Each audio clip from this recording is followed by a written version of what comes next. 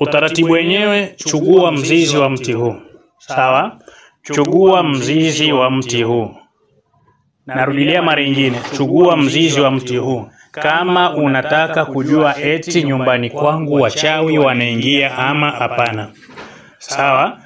Utafanyaje sasa? Baada ya kuchugua mzizi wa mti huu, unatakiwa kuweka sehemu ambao sio sehemu ya kufichama, sehemu yenye kuonekana vizuri.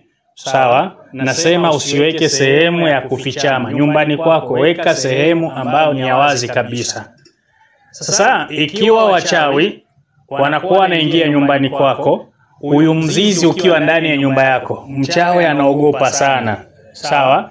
Na maanisha huyu mzizi una uwezo wa kumsumbua mchawi sana, na akakosa mbinu na akakosa uwezo wa kukufanyia mbinu yake ya kukuchawi usiku ama mchana, ikiwa mzizi huu utakuwa unakaa nyumbani kwako. Sasa jambo la kufanya, ikiwa wewe unaweka mzizi huu, sawa, ili kujua kama kweli wachawi wanaingia nyumbani. Mchawi akija mara ya kwanza anaweza kukuta mzizi huu, anaweza kusikia oga, lakini akiona unamsumbua sana, wanakuwa wanachugua huyu mzizi na wanaweza kwenda kutupa. Na sio tu mzizi, nyumbani kwako kukiwa kitu chochote ambacho mchawi kinamsumbua sana, sawa, kama ana uwezo anaweza kubeba kile kitu na akakitupa. Na unaweza kuanza kutafuta kitu changu kilikuwa hapa, kinaenda wapi?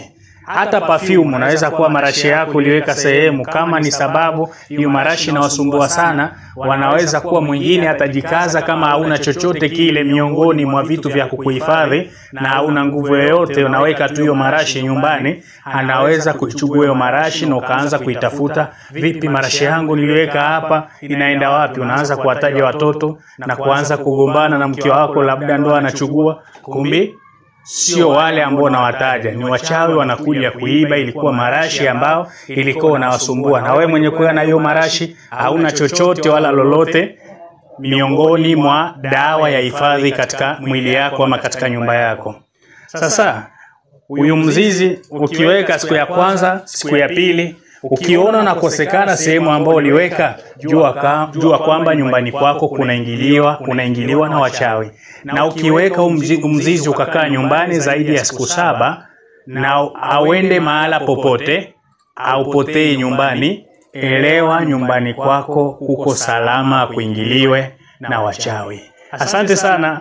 Darasa hii naomba muisikilize vizuri na kuifanyia kazi. Na pia nitaleta somo lingine, namna gani unaweza kujikinga na kujiweka hali ya kuwa salama katika mikono ya Mwenyezi Mungu kupitia mti huu, ili wachawi ama watu wabaya wasikutendee ubaya kwenye mti huu tu.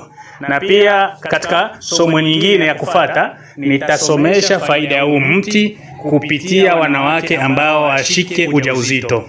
Na somo lingine nitaleta faida ya huu mti kwa wanawake ambao wana tatizo ya kidudu cha mwanamimba. Kipindi chenye wanaingia kwenye siku zao za kawaida, wanakuwa wanateseka na maumivu ya tumbo kuuma. Karibuni sana ndugu zangu, na wapenda sana, kijana wenu Al-Habib Sheikh Jibril, DRC Congo. Assalamu alaikum wa rahmatullahi wa barakatuh.